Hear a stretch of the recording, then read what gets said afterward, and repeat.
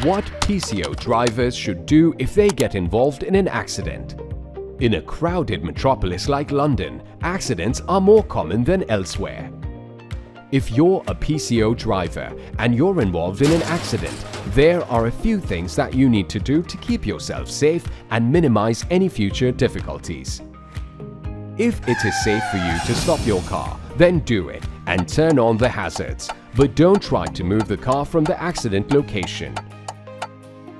If you or anybody else in your car has been hurt, dial 999 immediately.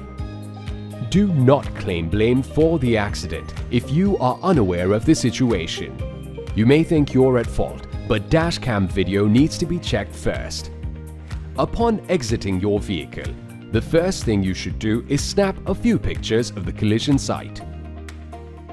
To help the case manager better understand the accident site, you should snap multiple images from a variety of perspectives. Your case manager will be able to determine who was at fault for the incident more quickly with this information.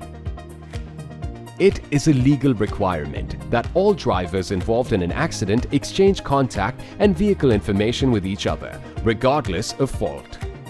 Different PCO companies have different policies for accidents. At G&M Direct Hire, we have a client-friendly policy. If the accident isn't your fault, then there's nothing to worry about. We will replace your car and you'll be right back on the road.